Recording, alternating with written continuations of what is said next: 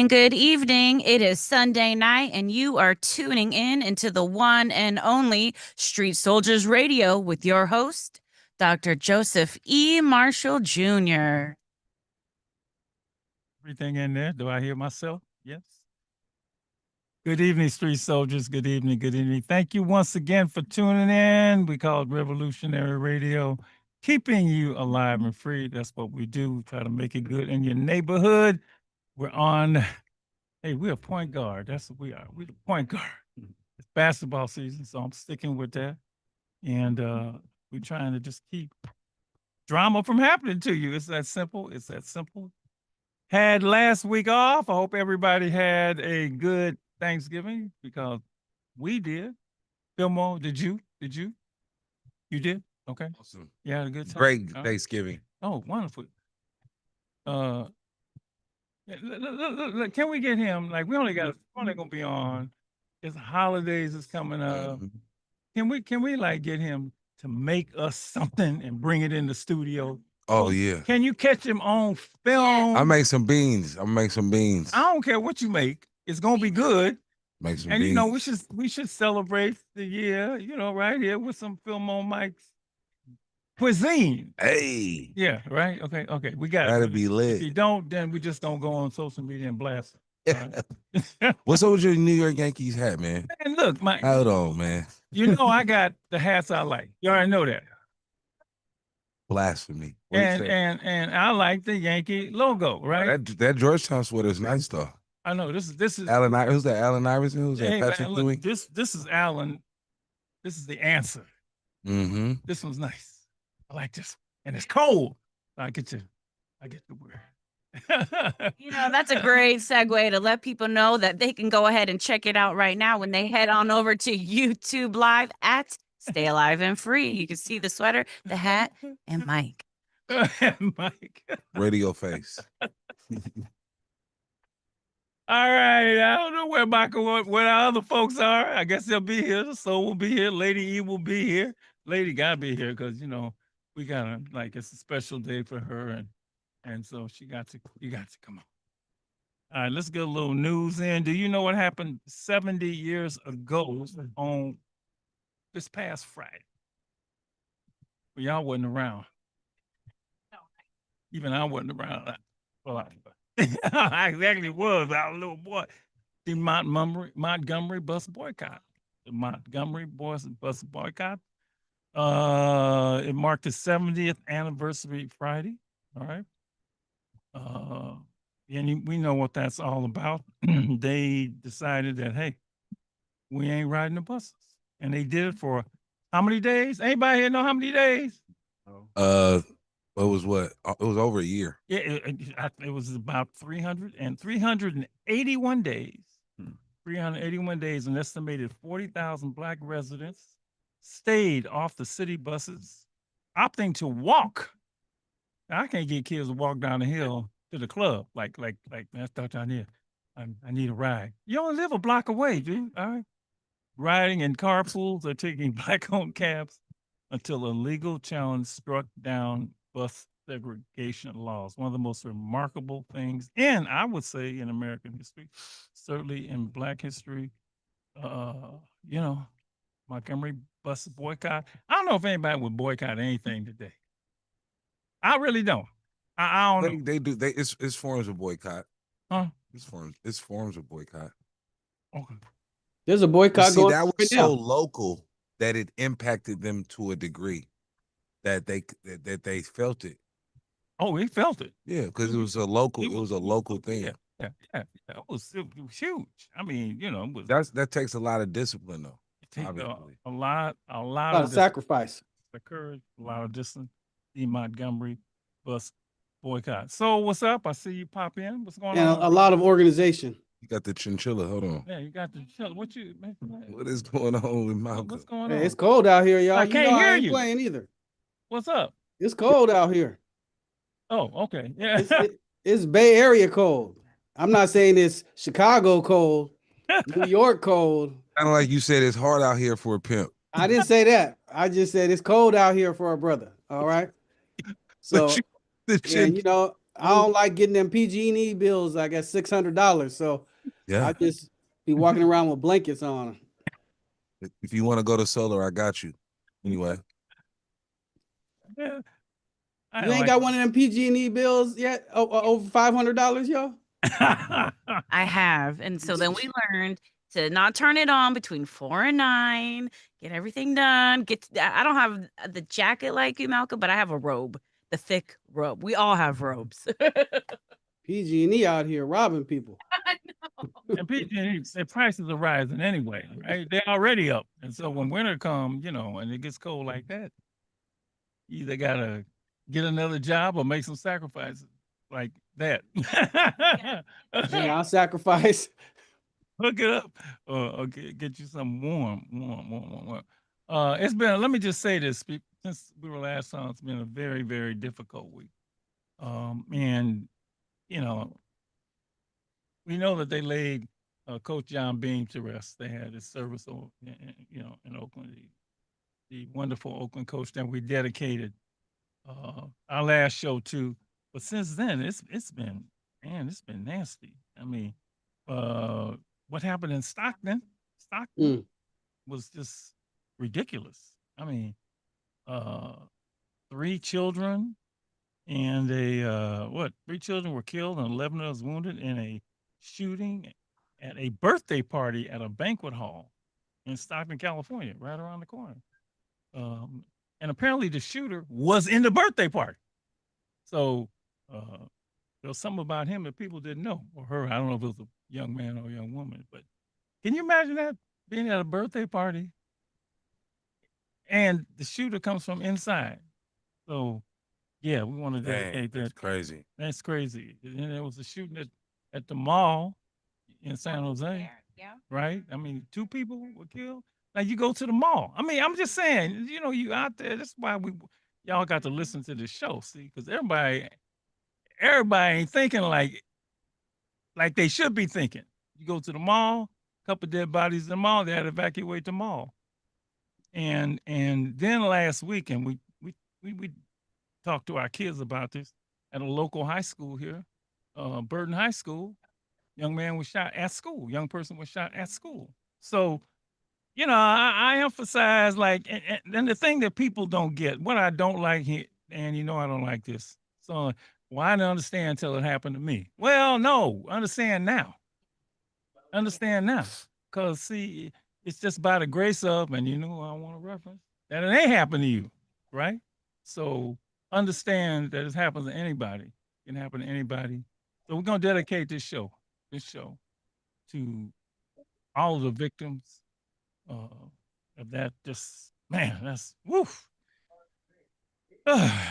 All right. So let's get into tonight. And Doc, Okay? you mentioned Coach Beam. I think there's another memorial set for next week, if I'm not mistaken, Okay. at Laney. But I seen, just seen some of the video of different memorial events or different events for him over the last few days. And the one I saw had a big turnout, celebration of Coach Beam's life. I saw a couple clips of his wife on TV thanking everybody for all the support. And yeah, we still thinking about you, Coach. We ain't gonna forget you. Yeah. The Never city gonna forget you. is not going to forget that guy anytime soon for what he did for everybody in the community. And whew. All right, let's get into tonight. Let's get into tonight because this is the opposite. It's the opposite of that. And everybody, I like to do this kind of show around the holidays. I do. I really like it as we get into November and December. And I've done this. I'm always looking for folks like this, and this is actually people who have been here together. But the theme of this whole show and the people I bring on at this time are good people doing good things. That's the thing. Good people doing good things. Good people doing good things. And we've had Rudy from United Players, and we have other folks out there doing. And I just, everybody out there isn't doing bad. All right. Everybody out there, and there are some people who are special that are doing a lot of good. And unfortunately, you know how it is, only the and I'm gonna use the word bad stuff, makes the news. You know, it makes the news. The good stuff, the good people, they do not make the news. But here on Street Soldiers, we're going to feature good people doing good things. And tonight, we're bringing in a wonderful program that we've had on before, a long time ago. But it's great to have them back again. Tonight, we have the Northern California Innocence Project. Did I say that correct? The Northern California Innocence Project. We have several guests here. We have Carla Spain, Zavion Johnson, Todd Freeze, and we're going to have in the second hour Lauren Barbosa Finley. I hope I said your name right, Laura, because Yeah. I had it all mixed up. But hang on, we will get to you. But welcome once again. Thank you for having us. We had you back in 2018, I believe.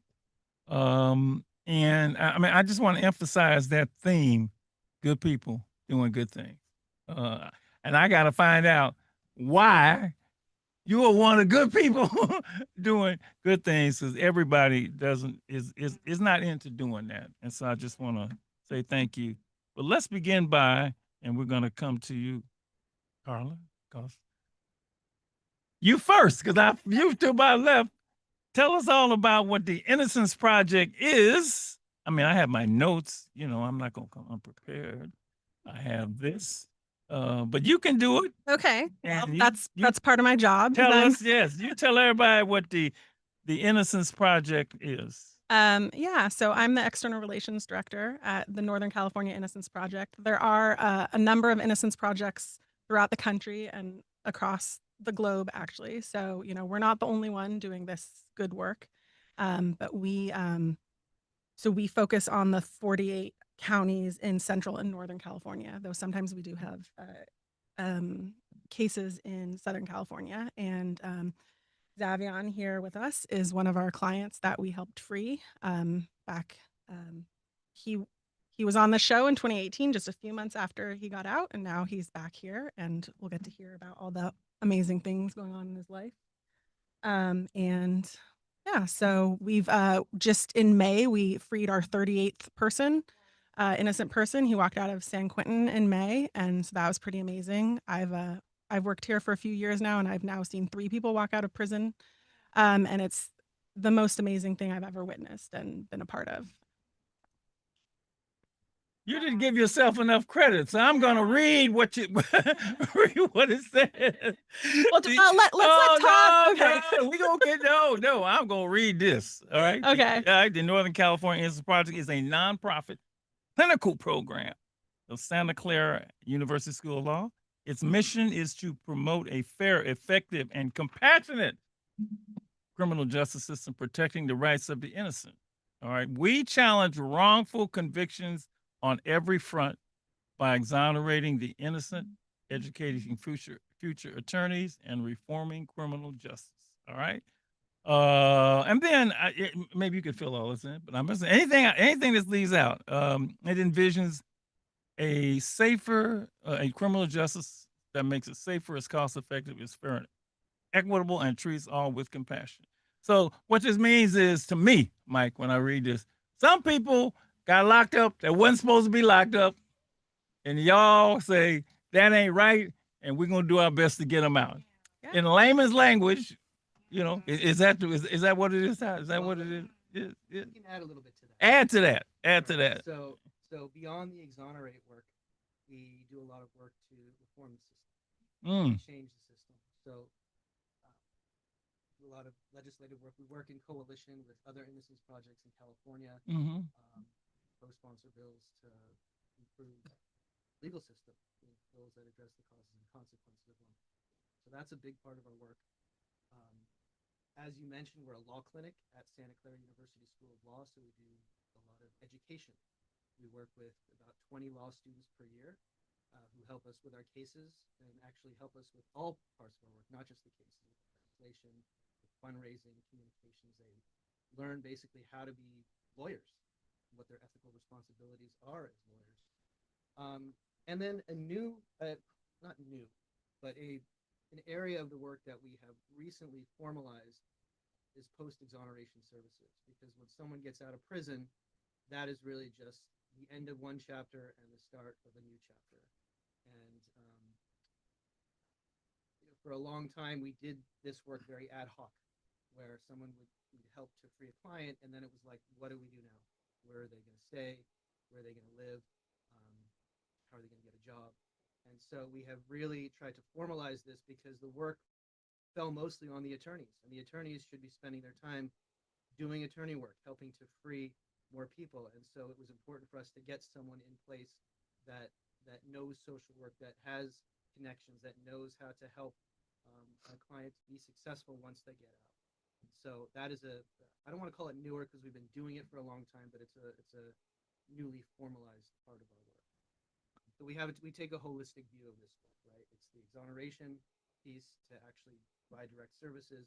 It's changing the system. It's educating the public, lawmakers, and to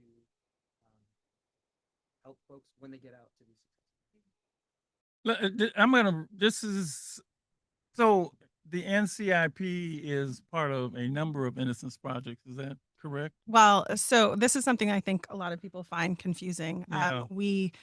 So there is the Innocence Network in New York. That In was New the York. first Innocence. The Innocence Project in New York. That was the first one founded. Is that And the one that was founded by Barry Peter Shackman. and Barry Scheck? Mhm. Okay, all right, okay. So that one was founded in the early 90s. We were Right. founded in 2001 at Santa Okay. Clara University School of Okay. Law. And so we're all in a network together. So it's kind of like a loose coalition. So we don't Got it. report into another Innocence Project. Got It's it. not like, Got it. CASA or Right. United Way or something where they're kind of all Right. chapters. We are all independent. We all have our own case criteria. New York, the Innocence Project in New York, they take all DNA cases. We don't limit ourselves just to DNA cases. Okay. So, but we are all in a network together. We're all members of the Innocence Network, and we have conferences. There's a network executive board of which Todd is a member.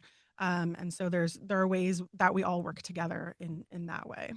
I think the important thing that what you're trying to say is that we are all independent. Yes. We all do our own fundraising. We all have our own either boards or advisory boards. So we all operate independently from one another, but we do, communicate And with share. each other Yeah. and share information. And I'm less focused on that as I am. There's a number of people around the country who are doing Innocence Project work. There's 72 Right. Innocence Projects. Okay, see now Up to that's 75. 75. Sorry. 75. He's on the network membership Somewhere- committee too. somewhere in this country, in a lot of places, Yeah. somebody's doing Innocence Project work, which to me is like astounding And amazing. internationally, there's some in and internationally. Mhm. All right. And about a third of the Innocence Projects are part of law schools, like we are. Not Okay. everyone is. Okay. I lost my train of thought that fast. I was thinking about it. I'm gonna tell you when I first, and then I'm gonna ask you a couple, especially you two, personal question. When I first got, I don't know. I mean, just took hold of me that somebody's even doing this. You remember the movie The Hurricane? Okay, movie. The Hurricane, great movie. Denzel should have won. That boy should have won at least 3 or 4 Oscars. Okay, now, I don't know. I mean, he should have won for Malcolm X. He should have won for The Hurricane, and then they had to give it to him Training day, right? for Training Yeah. Day, right? And he's been nominated 10 times. But Yeah. but other than Malcolm X, to me, The Hurricane, he should have won for Man on Fire. But I just love Denzel Washington. All right, Obviously, I see. but I remember that movie. And it plays out in the film that he was wrongfully imprisoned, right? He's got the police planted, And so, as a black man, I'm like, damn, that's, and this guy's Reuben Hurricane Carter, right? Right. He gets, so he's in there, and then these people come out of nowhere. I don't think they call themselves Innocence Project, but these people come out of nowhere, take on his case, and eventually get him exonerated. So, I don't even remember the name of the group, but I was just, who would do that and why would they do that? And so it was just wonderful to see, and people are still doing that work, right? It's not in the movies, but just still doing it. So I got to ask you two, why are you doing this? I mean, really, seriously, what made you want to, become a... Well, I think I'm going to I mean, I'll tell you a little bit about me, but Todd has a much more interesting. We talking about Todd. I'm asking you about you. Todd can talk for Todd. I'm asking you why you do it. I'm asking Dr. Martin why you come in here every week. You know, Yeah. you don't get paid. You ain't no pay. I know why. I tell people why. And they be like, really? Yes, that's why. Okay, now why you do it? I, I've only been doing this for 3 years, but I've worked in nonprofits in communications and fundraising for a while, and I've just focused a good deal of my career on trying to help other people, and this is probably the best way I could do it, and it's the best job I've ever had, the best boss I've ever had, and I love my job and I love what I do, and I could do different kind of work and get paid a lot more money, but Yeah, see, that's the key. See, that's a big thing, right? yeah, but it's I mean, as I said earlier, the personal satisfaction of seeing someone who was wrongfully accused, who spent decades in prison, walk out free, uh, it's life changing. Yeah.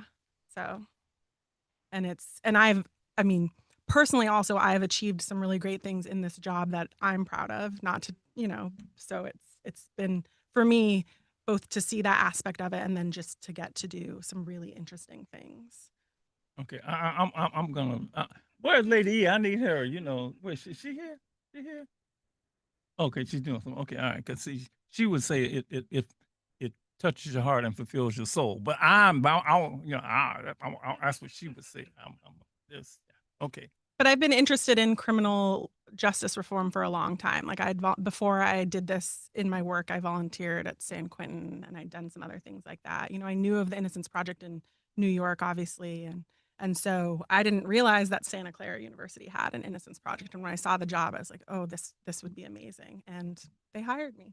So Thank you for doing it. Thank you for doing it. Ty, all right. You can speak for yourself. Yeah, no, ain't nobody Nobody has a better. Nobody has a better story. Yeah. Who said that? Was that a lady? Oh, okay. All right, go. Why you do it? because of people like this.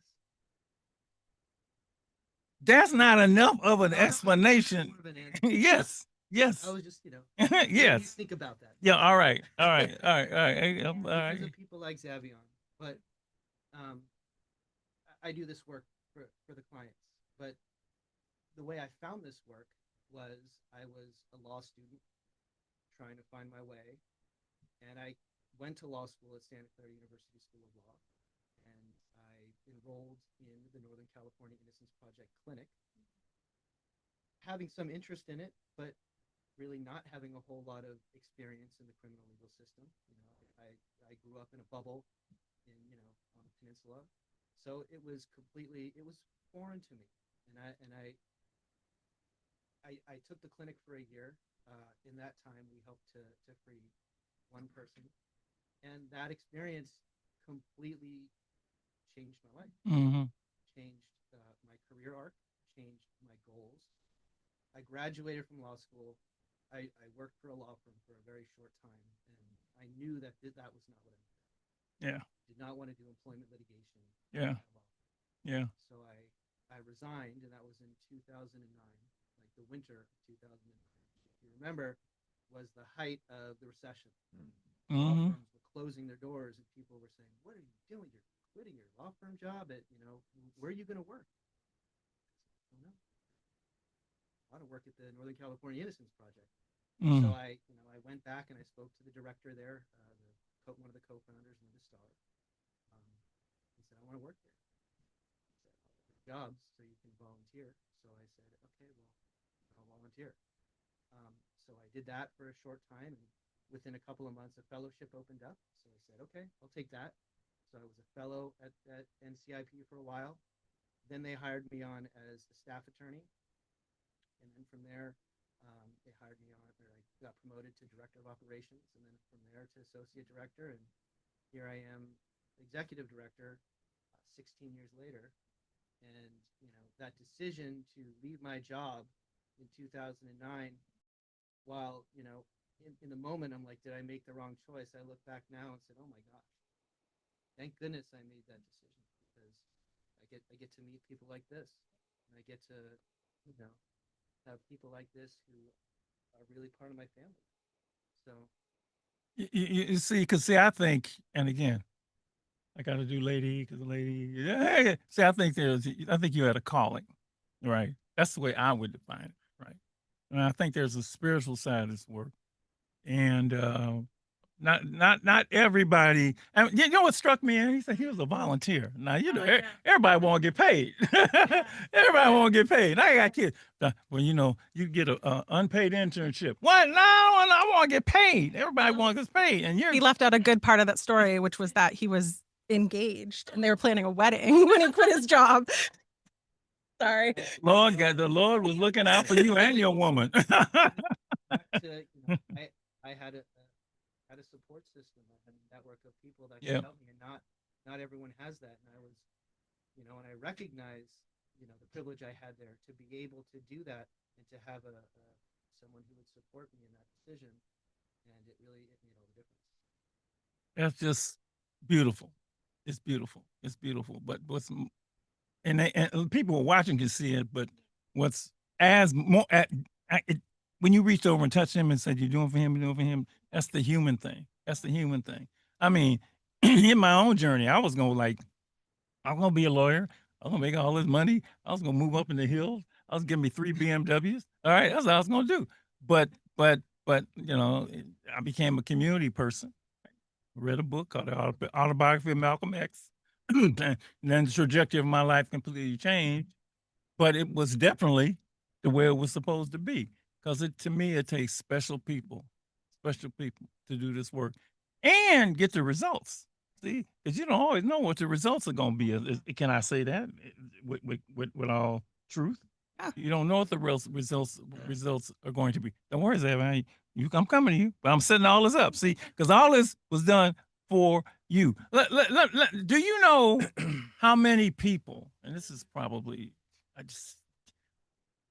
are wrongfully convicted? I mean, you know, do they have any numbers Yeah, about? there are some estimates. Yeah, well, let's throw the estimates out there, right? I think- Wrongfully, you've not actually did it, Right. you know, because but actually wrongfully convicted, sitting in a cell somewhere, and like him, I didn't do it. The low end of the estimate would be 6% of people in prison, 6%. which sounds small until you think of how many people are incarcerated in the United States. It's a huge number. And then It's still a couple million? Is it a couple million people in crazy? Yeah, 2.5 million, right? Okay. All right. then I think the high end of the estimate is around 11%. Wow. 6 to 11% of people sitting in prison didn't do it. I get that man, and we don't get to him because I'm in mindset. I mean, like, I didn't do this, you know, because people say, I didn't do it. That is just, But that doesn't insane. include things like over sentencing or other things. I Like know, that. So, I know. You know, Sure, I mean,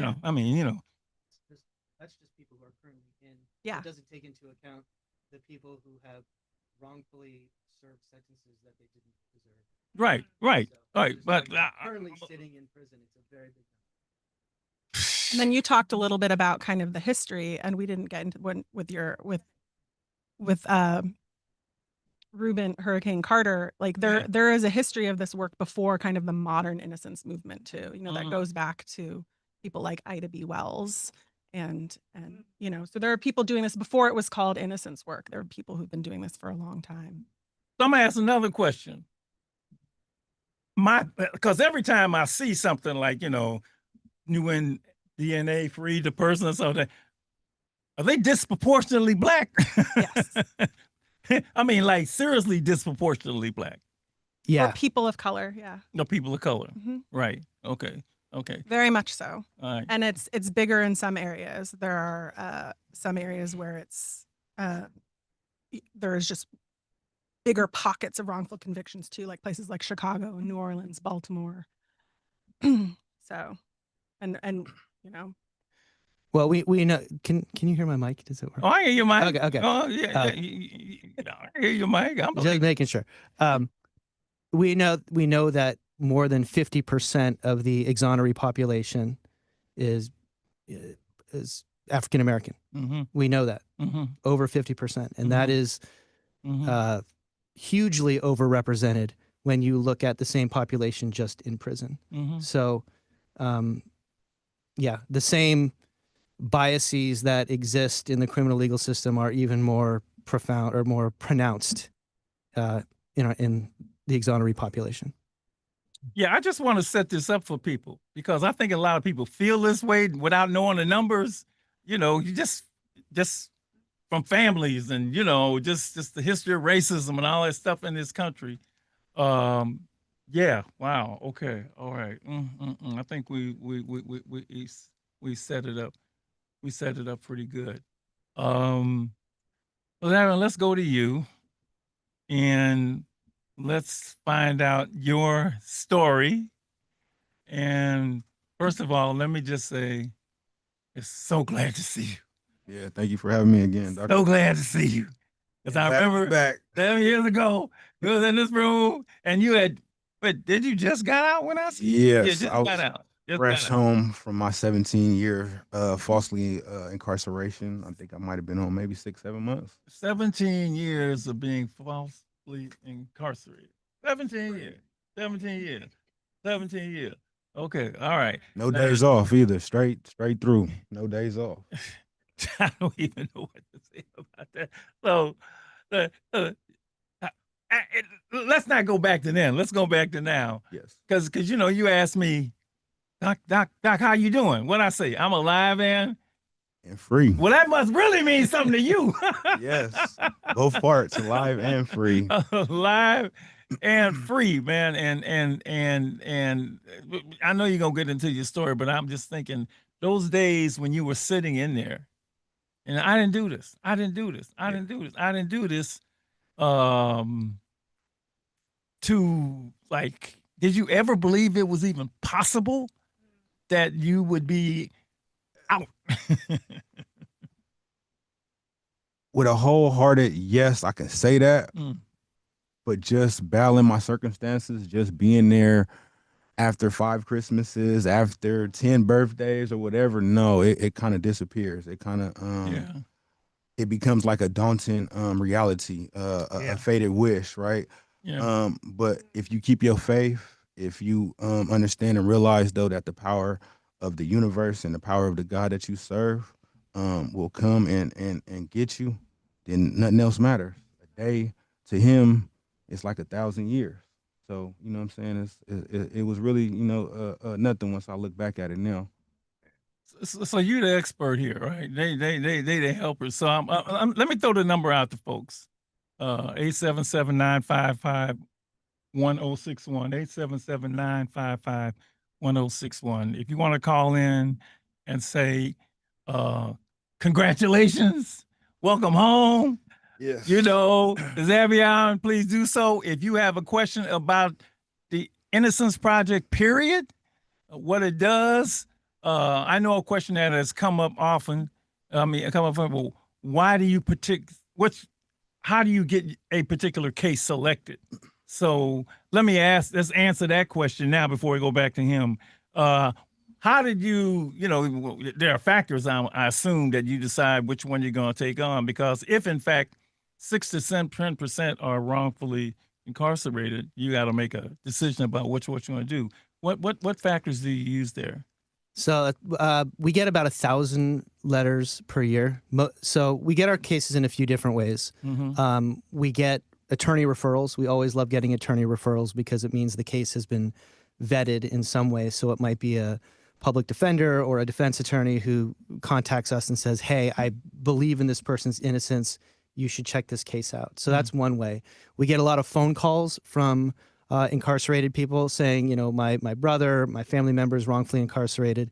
We always tell them you need to have your family member reach out to us directly. So far and away, the most common way we find our cases is the person will write us a letter from prison saying that I'm innocent of the crime, please help. And so from there, it's we have to do a triage because we have so many letters that come in. We need to figure out which ones are the ones that we can possibly help on. So there are a few things that we look for. Number one, are they saying that they're innocent of the crime? Because we have people that will write in and they'll say, well, I did it in self-defense, right? Or I was the getaway driver, where there's accomplice liability. It's not innocence per se. So we're able to screen some of the cases out if they're not claiming innocence or if they want help on a civil matter, right? Number two, is there some sort of new evidence? Because if there's not new evidence in the case, Number one, are they saying that they're innocent? something that if they're writing about evidence that's already been presented to a court, it's not new. We can't then get it back before a court. So there has to be something new out there, whether that's DNA, Right. a new witness. Right. So yeah, some sort of substantial new evidence. And then number three, is it in a jurisdiction that we cover? And Carla talked about that earlier. We work in the central and northern 48 counties. So if it, Let's take this call Oh, yeah. because I want to get what we got a call. Hi, you're on Street Soldiers. Turn down your radio, please. Turn down your radio and talk to us. Got a question, comment? Yes? No? Maybe? You gone? Uno? Dos? Tres? I don't know no more numbers, so you got to get it right there. So I know. 877-955-1061. If you want to call in and ask a question about the Innocence Project, I'm sorry.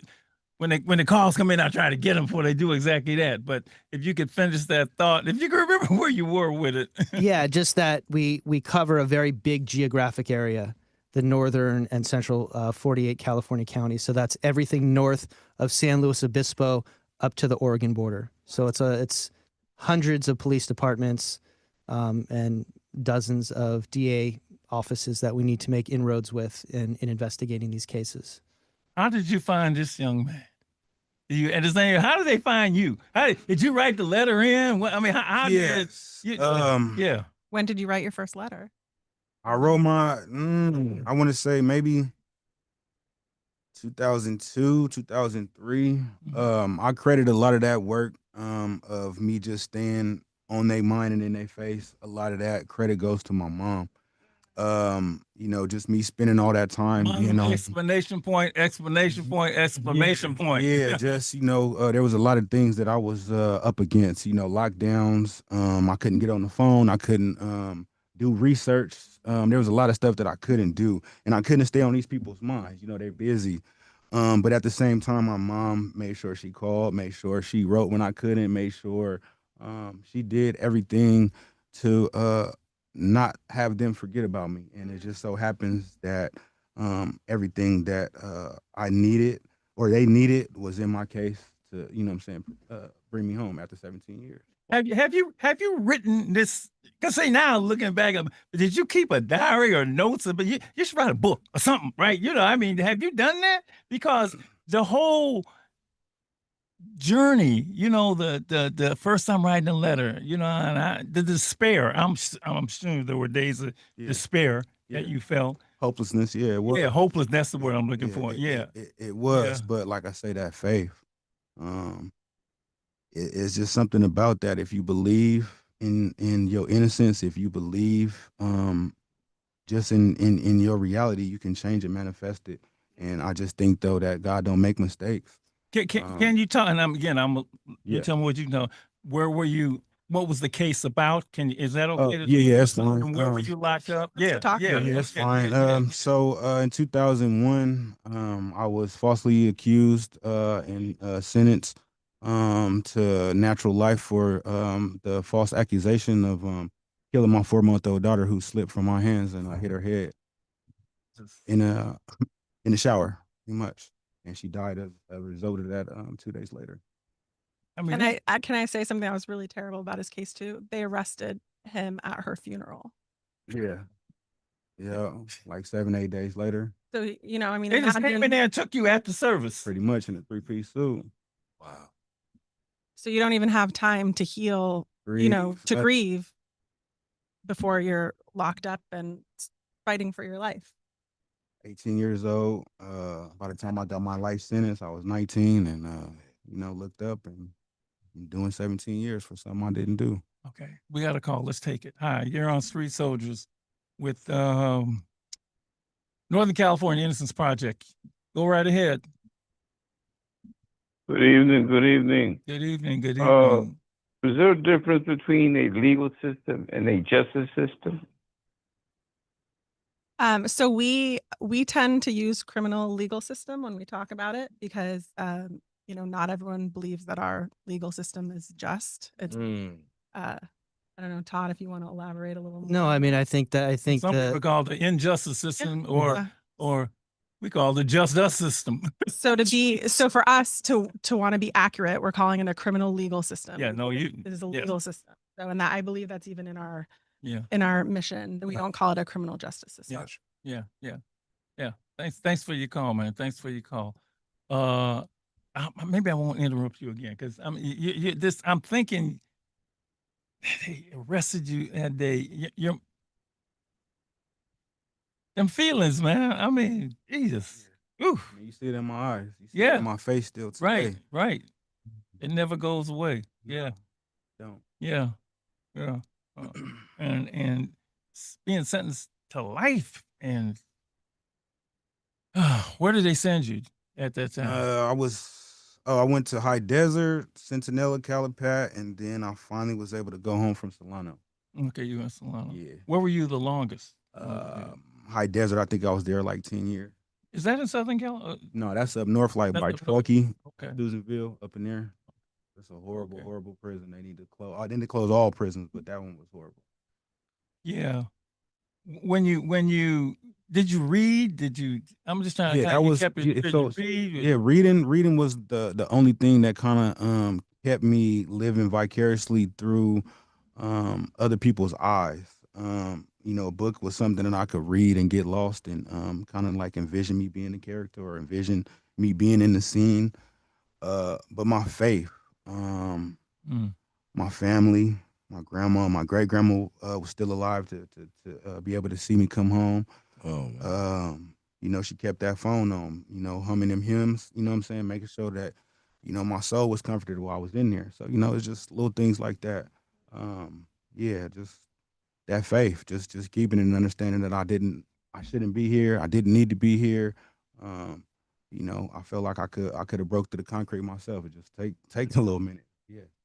I mean, I'd have been like, my man, or Lord, why hast thou forsaken me? I'd have been one of those. Yeah, I felt like Job. I felt like, a whole lot. I went through every emotion you could think of, but the only emotion I didn't stray away from was, regaining my freedom and keeping my faith and just being a young man that my mama raised. Wow. And being the oldest of 7 kids. Wow. So, Wow. Is Mom by a chance to see still? Or she she around. Yeah, she here. That's my number one. Yeah. I love her to death. Oh, we're gonna love her to life. So Mom, for those of you who don't know why Mother's Day is such a big deal. That is wow. As you progress and they made contact with you, what was like, it was like, what? Nah. What was that like, man? I mean, like, it's like a little flicker in there, right? I mean, just I don't know what you could think of, like your first Christmas, or you could think of like you getting your first bike, wearing your first brand new pair of shoes to high school or middle school. I don't know how I can just put that feeling, but it's not something that should be captured. It's not something that should be encapsulated. That feeling was something that needed to spread all across the world. Just like how my cries was heard, I wanted my joy to be felt too. So me being innocent, I'm thankful for my attorney. I'm thankful for the Northern California Innocence Project. I'm thankful for the people that wanted to make a change, for whatever reasons. I'm glad that they doing it. I'm glad that they started it in 2001. I'm glad that they still here today. I visited a lot of, and I do say visited, right? Talking to brothers and how were the brothers in the joint? Were they supportive of you? They like whatever? I mean, or did you stay to yourself? I'm just wondering. So with a case like mine, it was a death sentence on top of a death sentence because of the simple fact that based on that the black and white paper said that I killed my kid. Yeah. Even though they lied, even though it was wrong. Yeah. the system or the people that's incarcerated, they don't care. Yeah. You see what I'm saying? Yeah, So yeah, I feel therefore, you. Yeah. so every single day it felt like a ticking time bomb. Every single day I knew that I could meet my fate. But I stayed on the general population for all my time. Really? And yeah, Okay. yeah. Yeah. So I Yeah. understood and I knew what my fate could be, but my innocence and the love that I had for my daughter Yeah. overrode every single thing. So guess what? You're gonna have to just take my life today. Yours. I'm not going nowhere. I'm an innocent man. Man, you got. I can't say enough about you, brother. I'm an innocent man. But what's that movie? Another Denzel movie, The Book of Eli, where you don't know till the end of the movie he can't see. He says he's guided by faith, not by sight. You will have to be guided by faith, man, and belief in you and belief in yourself. Yeah. And that is you're truly remarkable, man. You're a really truly remarkable and I'm an ancestor person. The ancestors was looking out for you, man. There's like this brother, we're gonna put an end to this. We're gonna put an end to this. And I seen everything you could think of in the front of me, on the side of me, behind me. Yeah. But I was spared. I was blessed. I don't know. I'm here. Yes. Yes. I'm here. What they saying, Antoine Fisher? You tried to destroy me, but I'm still standing. I mean, I'm all these things are hitting in my mind where I've seen people just try to be just beat down, in difference where it's been, in that movie, his foster parents try to destroy him, right? And basically he says when he finally meets, the one that tried to do it, you couldn't beat me. I'm still standing. And the system tried to beat you. They tried to beat you wrongfully. Much. And you're still standing, man. And well, let me cut to the joyous end because we can come back and fill in some more details. I know. What was it like? Could you believe it when you finally I'm free? No, I couldn't. I don't think I really believed it until I went to sleep and woke up, if that makes sense. Yeah. Yeah. So like, I mean, I got home, I was free, I got a chance to eat food that I haven't eaten. I got a chance to take a hot bath or a shower, I forget which one it was. I had a chance to wear clothes of my choice. Yes. Yes. I had a chance that's to a fly just sweatshirt you got. I like that. thank Man. you. Yeah, that's a nice sweater. Thank you. Yeah. Yeah. But the feeling, there's nothing like it other than, I guess I might as well say it, other than when I became a father again. I got a Yeah. 2-year-old now. But yeah, no, just, that feeling of coming home. I still remember the night air. I still remember smelling that fresh air because inside it ain't no trees inside. So all you do is smell dirt and mud. And so I still remember that fresh smell of cold air at night. I was there the night you got out, and I remember you walking out, pausing for a second, and just taking that deep breath. Smell is You one know? of the strongest. Yeah. Yeah. You did it once, and then you took a few steps, and you stopped, and sure you it- did it again. Make sure it's Zab came out he came out of Sacramento County jail at the time, and so he was in just like the orange yeah, paper suit, and we didn't know what time he was going to get out. We were there, from All day. early afternoon. We waited. They finally let him out at 10 p.m. really late, so we were the only people waiting around there. And it was a really, really beautiful moment. We's free. That's what this leaves. We free. We free. We free. at last. We free.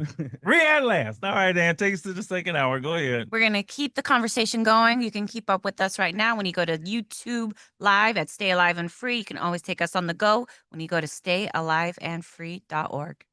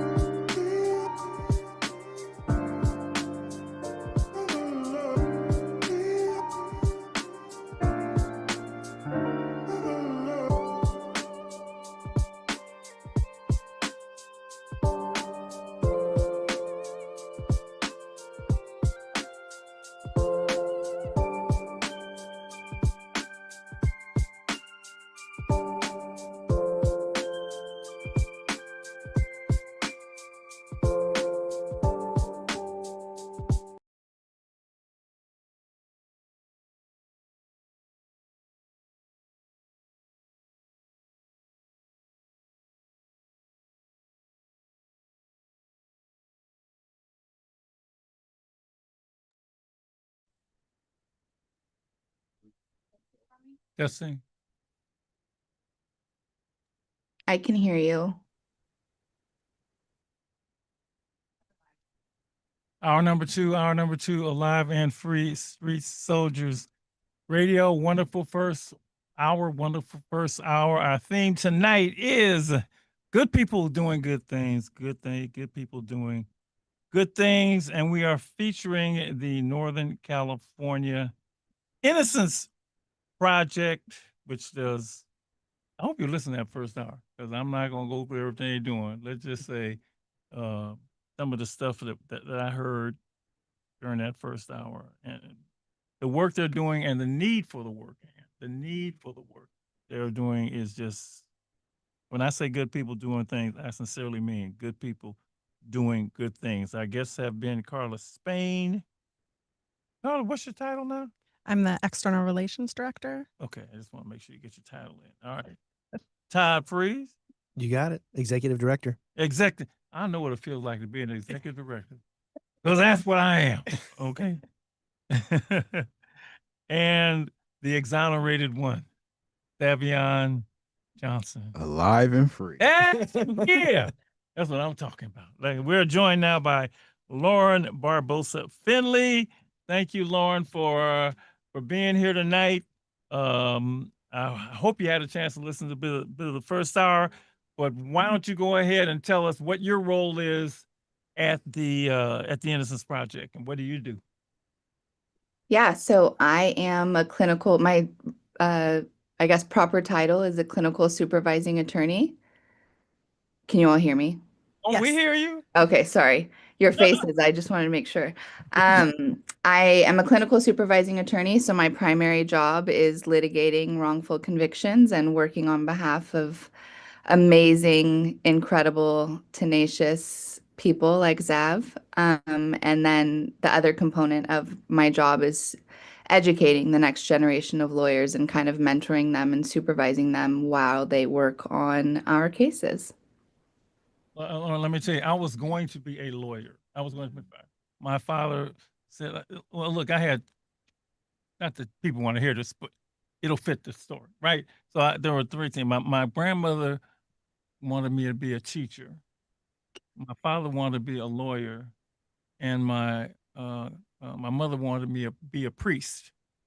So obviously the one that fell by the wayside quickly was the priest, because when girls came in, that was out. Okay, but the lawyer and the teacher stayed with me, and I ended up missing a law school exam, and that you heard the story, right? And I got back, and they said, you can always be a lawyer.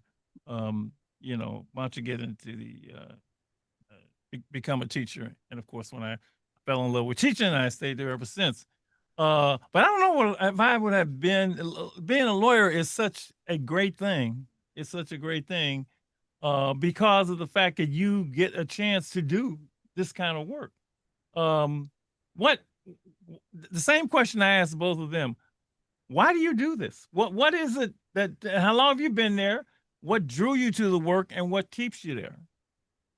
What do you get out of it? So I graduated law school in 2020. I've been with NCIP since I was a student, actually in law school. And I've been here for 5 years total.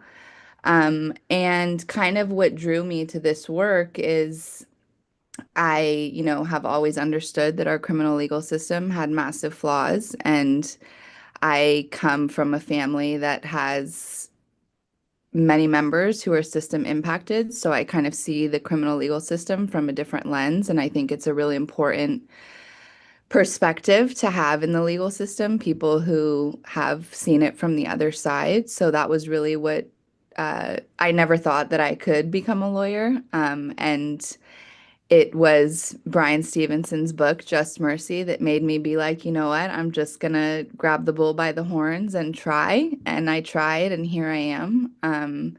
So that's kind of what brought me to this work. And what keeps me in this work is Zav. I mean, our clients. Our clients are what fuels everything, what keeps everything going, the hard days, the rough days, the losses. Um, Nothing that we experience will ever be anything close to the struggle that they've faced. So being able to stand by their side and advocate for them. Um, I can't imagine doing anything else with my legal degree. Wow.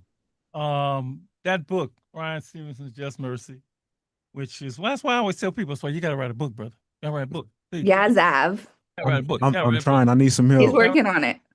Well, because these stories affect people, right? They affect people. I mean, I said that the book for me was the autobiography of Malcolm X. Had I not read that book, I wouldn't be doing this, right? And Brian Stevenson's book, Just Mercy, is just an amazing book about an amazing man doing amazing work. I always say, great people. Anyway, I have a soul saying that I can't think of right now, but he's an ordinary man doing great things. It's Brian Stevenson, and I've met him. I met him. He was over at my university, University of San Francisco. He came and spoke. He was there with Clarence Jones, who was Dr. King's attorney. And I met all these people. Oh my goodness, I got to meet him that night also, Dr. You there? Marshall. You Yeah, there? it was amazing. And it's like boom, and he's like humble, right? And let the work that I've done speak for me, right? And but yes, so yeah, that book like inspire you to do what you're doing. So the next time I see him, which I never will, I want to say thank you for writing a book and putting those stories down. And you can't do that with video games now. You got to read a book. Put a book in your hand. Don't we tell the kids all the time? Put a book in your hand. I mean, books are a whole different deal. You got to I think a lot of schools, well, we hear from a lot of people who are teaching that book is in their curriculum, and then they contact us because they realize there's an Innocence project nearby and they ask us to come speak. So that's one of the most common ways we hear from like a high school student or something is like, oh, I just read Just Mercy. So what you gonna say? You gonna say something, man? No. Yeah. Did she work with you guys or no? No. Oh, okay. Not yet. she has been involved in advocating for innocence work, but Lauren, what's the toughest part of your job as you go in there every day, and is it finding the case? I mean, what's the meat of it? I mean, what's the toughest part of it? I think there's two toughest parts, and I actually just went on a prison visit with my students recently, and leaving my clients there is always incredibly hard. I hate it. And I think that just kind of connects with like the major toughest part is how long sometimes it takes, and how even once we get involved in a case and our clients finally have some kind of idea that there might be a light at the end of the tunnel, sometimes getting to that light at the end of the tunnel takes so much longer than we want it to. And that's really hard because it's not always because of stuff that we can control. Obviously, there are a lot of external factors that play into the work that we're able to do. So just how long it takes sometimes is really hard, and helping our clients navigate that and feeling their emotion and the roller coaster, and having that light at the end of the tunnel finally be somewhat visible, but not being able to get there as soon as we would like to. That's really hard. How do you take care of yourself in that? Because right, yeah, it affects you also. How do you take care of yourself? Yeah, I like to work out. My most main thing that helps me maintain my sanity is my son, and I think he actually might be watching with my sister, who's watching him right now. My son Kylo, I just adore him, and he's such a light in my life, and it kind of helps put everything into perspective when everything feels so heavy and serious, that just to enjoy the little things and find joy in through a child's eyes, I think helps me a lot. And I try to be mindful of boundaries, though a lot of people in my office would probably say that I'm the worst at it. I um but yeah, I guess those are the things like spending time with my family, getting out on the water in some way. I love being out on the water.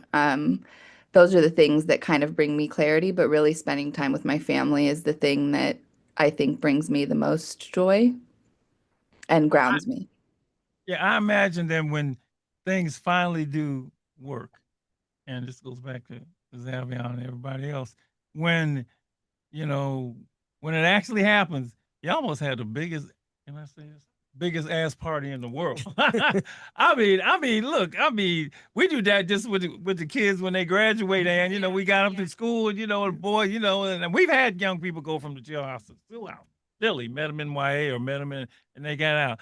But nothing as they just you must celebrate, and I mean, this is just yeah. We definitely celebrate. We also have a gala every year, which I Yes. believe you Yeah. emceed our gala Yeah. one year. And so that's a really great time and place to celebrate. I think sometimes when clients first get out, they can be really overwhelmed. And so yeah, you celebrate with them at that moment. But I think it's important to continue to do that. So I mean, Lauren has some pictures in her office of some of our clients getting out. And those were great days, but you want to see them more than just that Oh right yeah. when they get out. So Yeah, well, look, like how many numbers I got in here of our alumni? They're with you forever. yeah, they They're are. with you forever. Family. Yeah, yeah. Xavier, what's it? Now you're out. Now you got to come back to the real world. And there's somebody I meet dudes that been in the joint 10, 15 years. They came out, man, it's a different world out here. I Yeah. mean, what's the journey been like since you have gotten your freedom? It's been a roller coaster, but it's been the most funnest roller coaster Mm. because of the simple fact that the highs are highs and the lows are lows. But I know that this ride is not gonna go towards destruction. It's just about me learning and unlearning things, right? Yeah. So with that said, I just think that um every day you're gonna get to learn something new. Yeah. Yeah. Was there something when you got probably now this goes back a few years now that you got out, it's like, man, it's different, like Yeah, cars, the TV, technology, it's a lot of stuff that I still probably get amazed by till this day. But yeah, no, the main thing was phones, technology, and the cars, the way that they changed so much with the push button and with the cameras in it yeah. and all that type of stuff. But Yeah. Yeah. It's like being transported forward in time, right? yeah, And going out and finding all those things. the Flintstones and the Jetsons all mixed in together in real life. In a real life, pretty much. How was your folks when they I mean I know your immediate family, but just yeah, what was that like? Just people. There was a lot of elation, a lot of excitement, but then there was also a lot of disconnect. So a lot of people grow up and move on. Yeah. You might lose contact with certain people. Of course. So the disconnect that I'm talking about is with my siblings. So when I left, a lot of my siblings were 12, 6, 4, 2 years old. When I come home, some of them got kids now. Yeah. When I come home, they're adults now. So it's like Yeah. I still got my title as the big brother, but it comes with a little bit of You didn't earn it. You didn't kinda earn and it. uneasiness Yeah, because of yeah. the simple fact it's like I didn't spend that time with Right. you to coach you or to what I'm saying, guide you this way or tell you this To way. do So big now, brother things. yeah. So Like, now, how yeah. can I kind of put myself in that Right. position to tell you X, Y, and Z? Dang. But I always mean well. So that's what I could. That's the only way that I could get them to understand. I always mean well. I'm never gonna Right. tell you nothing wrong. Even though you might gotta find it out your own way. But that's it. Even with some of my family members, like my grandma, my aunties, it's a little bit of disconnect because they all Yeah. grew up and experienced course. life that was different from the life that I experienced. So that's pretty much it. I mean, they clearly understood Yeah. that you didn't do nothing wrong. Yeah, of course. Yeah, Of course, I mean, of course. I mean, Yes. like, Of course. I would have again. It's been loving on you like crazy, but that's just me. Yes. No, I get all the Yeah. love and all that, but it's Yeah. just Yeah. it's just like it's just something that you could just feel. How? By the way, let me ask first question is in different states. And I don't know if California's like this. Folks get out who are wrongfully, accused, and they give them some money. Do they do that here? Yeah, so there is compensation. You get if you're eligible, you get $140 a day for every day that you were wrongfully incarcerated. But not everyone always gets it for different reasons, and that has changed a lot. It used to be $100 a day, and before that, I mean, and NCIP and other of the Innocence projects in California have done a lot of work on reforming compensation. But that's still not that much money. $140 times 365. It's like $50,000. So that's, I mean, in a lot of places in California, you can barely, that's not that much for a family. So There are some states that have a much better system, Texas being one of them, interestingly enough. And then there are some states that have no compensation statute where you get nothing. So I would say California is pretty in the middle of the road. We have a long way to go. There's also civil suits. Some people get out and they're able to file a civil rights claim. Yeah. Yeah. And that's not everybody. Yeah. There needs to be, Right. some sort of provable misconduct Right.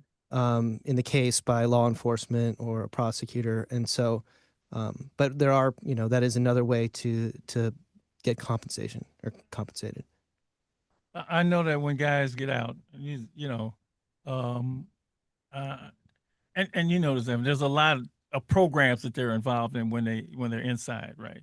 And they get out, and then they're on their own. And I've seen guys get out and go back like like get out on Friday, go back on Monday. Much less because now they're out there, and they got to get a job, they got to get acclimated back into the. I heard one of the things you do is to provide whatever support you can. What does that consist of? And then where did you get the rest of the support from? I'm curious. well, I do. Can I say one thing about that? Because I don't think everyone, and maybe Lauren and Todd know more about this. Not everyone can do those programs in prison. Like if you have life without parole, Okay. LWOP, I don't think you always can participate in those. So we have some clients who are freed after having life without parole, and they don't have as much. But Lauren, I don't know. Maybe you know more about that. Yeah, there are some. It kind of also depends on your prison, but also Zav is probably the expert to speak on this the most. But if some people who have LWOP, basically the state thinks that there's no reason in like investing in you and giving you those programs. So in some prisons, you are not, or you're at like the very bottom of the list to be eligible for certain programming. But Zav, you want to speak on your experience with that? Yeah, so what they speaking on is kind of like getting a trade or being a part of some type of institution that can, help you for when you are free or acclimated on the outside. Yeah, that wasn't offered to a lot of us lifers. And mine was a little bit different because I was really fighting my case. So Mhm. a lot of my time I was spending in the law library. A lot of my time I was researching, and that was my school. That was my university, was to figure out and understand me getting home, me getting free. Um, but yeah, we don't have the same luxury as a lot of people who are guilty of their crimes. Even as far as gate money goes and all that, it just now changed, a couple years ago. But yeah, we didn't have no type of access to anything, but we pretty much was in the same bed. Yeah, so innocent people when they would get out would not get like housing and other services that paroled people could get. So I think it was probably more just an afterthought because there's a lot fewer people who are exonerated than are paroled. Yeah. But it's kind of like, why shouldn't they also get 3 years of That makes housing sense. and health care and these things, especially because they're innocent of their crime. So And also too, California don't really recognize their mistakes, or they didn't think that they was gonna make a mistake. So they don't got nothing in place for it or didn't have nothing in place for it. It wasn't really until I think it was 2015, and NCIP co-sponsored a bill.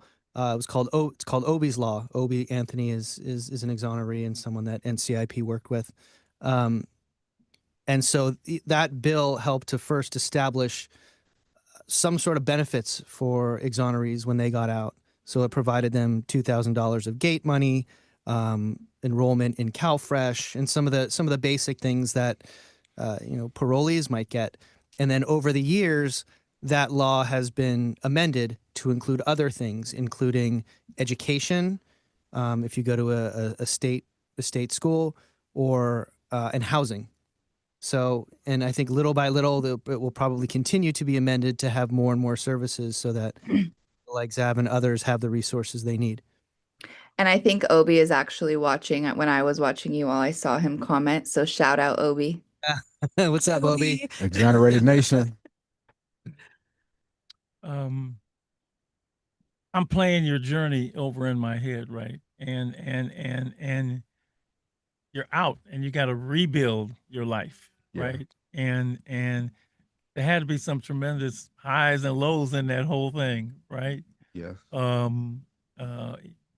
And I'm just, what'd you do? What'd you do? What'd you do? What'd you do? I know you had your faith, and I know you had bumps in the road, up and down, the whole bit, And really, I'm asking you this because we work with young people, and their whole thing is everybody got their ups, they bumps and downs, and I always tell them there's always somebody worse off than you, right? You think your stuff is bad, But what we try to do is have them meet the challenge, whatever they come. So I guess it's the spirit. We got young people who are gonna watch us, young people listening. What was that? And continue never give up. And then what I also can say is to get through today, because tomorrow will always be better. And that's just something that hold on, write this down, brother. Yeah. Get through the day, because tomorrow is gonna be better. Yeah, tomorrow's gonna be better. And that really came from the Bible. Weeping may endure for a night, but joy come in the morning. So that's all that I could really say. And have you a network. There's always somebody that you can rely on, your grandma, your mom, auntie, girlfriend, friend. Never be scared to ask for help. Never be afraid to ask for help, say that I don't got it, to say that I can't do it. It's okay. Accept your no's just like you can your yeses. I'm thinking of the words of popped in my head. There's a song by Kirk Franklin called "My Life Is in Your Hands," right? And he tells joy comes in the morning. And see, that's why I say so much is spiritual for me. I mean, this temporal world can't do this kind of thing. It's all frequency. It's to see. You got to be there. You got to be there to get the best out of yourself when all is against you. And that's why so much, and I don't use the word respect because people do it, but admiration. Yes. And love, admiration and love, is just wonderful. I got to get these two folks in here. Good luck. No, tell them to come in. No, they don't come in. I'm gonna be mad. Don't want to make that more mad. Come on in here, both of you. Both of you come in here. They heard you. You are part of the family. Come on in here. Come on in here. No, then we gonna bring the microphones out there. No, because they need to come in, and I'm gonna put it on them in recognition of you. Can I get you to come in recognition of Zavion? Come on in here. Come on. Well, this should be clarify who it is so people know what you're trying to cover. They do this. They're gonna do this for him. I'm gonna have to put that on him, both of them. Because it's all about but it's really about him. Really about him. It's really about him. All right. So you want me to go out and get them? You think they're gonna come? You try it. Okay. So you know what I would normally do if there was a long cord, I'd take the microphone out to them. But I want what you want me? Yeah, here they come. Come they're coming in. That's right. You can't look. This program is being broadcast around the world, and in honor of this man. See, I ain't been through what he been through. It's a blessing. So introduce yourself. You first. Just grab. they did have to go speak. to the mic. Introduce yourself. Say what you do. Come on. All you gotta do is speak into the mic. Hi, my name is. No, get into the mic, girl. Don't be like, hi, My name is Simone Stewart. I'm the client services specialist for the Northern California Innocence Project. And tell us what that is. What do you do? I've been granted the opportunity to help our clients with their reentry process, like advocating and navigating reentry and reunification with their families. How long you been there? I've been there for 3 years. How you like it? I love it. Why do you love it? Now you know I'm gonna ask you a question, so be ready for the answer. Be ready. I love it because I feel like it's the job that is giving me the opportunity to help people. Yes. I can actually see the change that I get to be a part of. Yeah. And I heard you talking about mental health and wellness earlier. That's a really big thing in our community. Yeah. And so I get to participate and advocate like on the front lines for it. Thank you. Thank you. Thank you. Thank you. Thank you. We need more like you. We need more who we're doing what you do. Okay, come on, your turn. Your turn. Your turn. Hello, my name is Leticia, and I'm Zavion's fiance. No. Say it. It's little louder, a little more clarity. My name is, and I am. My name is Leticia, and I'm Zavion's fiance. I'm here to support him. Now you know what that is. Look. Now you know y'all got to talk about it. Look. Just how y'all meet? Okay, let's get this. Let me get the 411. Okay. How y'all meet? Don't worry. I ain't Wendy Williams, so don't worry. I was at my cousin's house, and I was cooking in the kitchen, and he tried to give me a business card. You were cooking in the kitchen, and what? He handed me a business card. A business card. Oh, you smooth, brother. Look, your business card. Yeah, you go on. Let me number on it, picture, everything. For real? Your number picture on it? Yeah. Like, did she take the card? Yeah. No, I don't got no more. But No, but did she take the card? Yeah. All right. Wait, we got in contact. He begged for me to call him for like a month. Yeah, it worked. Oh man! Did you know right away, or I mean, how did you? I mean, were you feeling him right away, or he wasn't ready for me? Now that's funny. Yeah, you gonna okay? He wasn't ready for you. No, he wasn't. Okay, all right. Is he ready now? Of course. Oh wow, that is the holidays is coming up. You two must like how long this been going on? I mean, it's the whole. I've been knowing it since like 2018. Okay. Union been what? 4 years. Okay. Slow moving, but when the flame got lit, it just. Yeah, I made him be my friend first. You like did it? Yeah. Was that cool? Yeah, that's cool. I think that's cool. I really do. Like it, but it worked out. All the experts I've talked to have said friends last forever. And you got to be friends first. Yes, he's my best friend. Oh, look at here! Look, man! Look! Looking back, did looking back on. So you knew about his journey. You knew everything, the whole bit. How would you describe him? What qualities is he? Because I mean, this, how would you? Maybe that's one too of hard the to ask. strongest persons I ever met in my life. Like, yeah, he's a very strong person. That's really all I can say. Like, I don't know how he got through it, but he got through it. Yeah, very strong person. Yeah, because to me, it's important for people to hear that. This whole thing of giving you the flowers with that whole thing, but people hear that because I know a lot of times with the young people we work with, I have a thing and they'll be with them every week in class, and I'll turn, I say, and I'll ask them, who in here impresses you? Who in here has an impact on you? And They have no idea. The other person has no idea of the impact they have on the person sitting next to them because they just don't hear those things, right? And you should see when they hear it, you mean me, I got this, because they just doing what they do, right? And so that's really, he's a very, very strong person, which should be everybody, but for him to hear it, it's one for him to know it himself, but for him to hear that he possesses all of these qualities, because a lot of times, in our life we have moments of doubt, you know, because I know I talk to people all the time. Nah, man, you fine. This is what you got, and they need to hear what does she possess. What you gonna say about her? Oh, can she really cook though? Yeah, she is. Oh, okay. Like restaurant type. Like she That's a big thing. Yeah. No, that don't happen a lot with ladies. Best fried chicken out here in California. Yeah. Yeah. Can I come over? Yeah. Whenever. The fried look. Best fried chicken. Fried chicken. Fried. Please, you know, I'm black. Fried chicken. Yeah. Yeah. All right. Best fried We're chicken. gonna make something happen.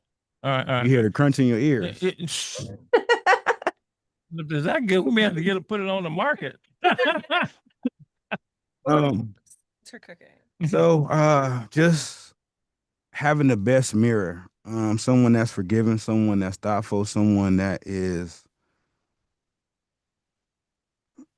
everything. I can't really just like pinpoint it. You know what I mean? When I'm having my day, she's able to read it like a book. She's able to put that catcher's mitt out and catch me. You know what I mean? Before I hit the ground. It's just in so many different ways, and I'm trying to help her remove some of them hats because she's only one person.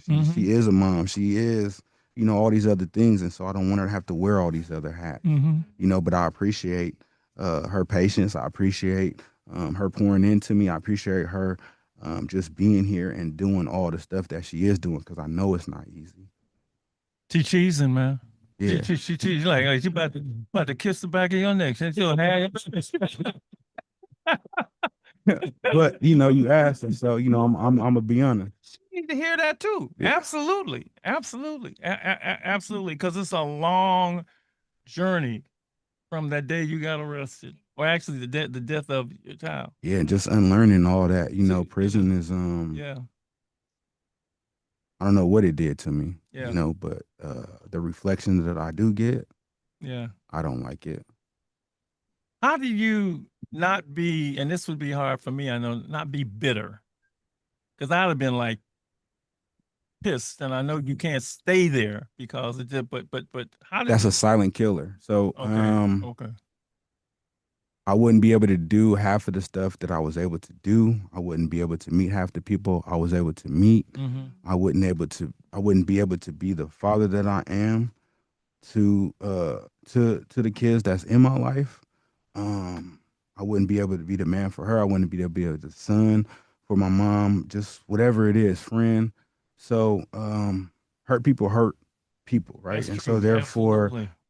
Absolutely. We teach to keep talk about that with the kids. Yeah. I worked all that out. God removed all that. You know what I mean? God put me back on this side for a reason. And so why would I bring all that confusion, all that frustration, all that disappointment and hurt and all that stuff back out here when I just left it on the other side of the wall?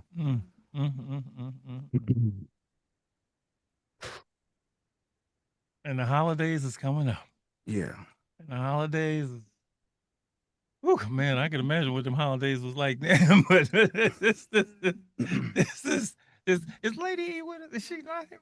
Oh, well, she would love it.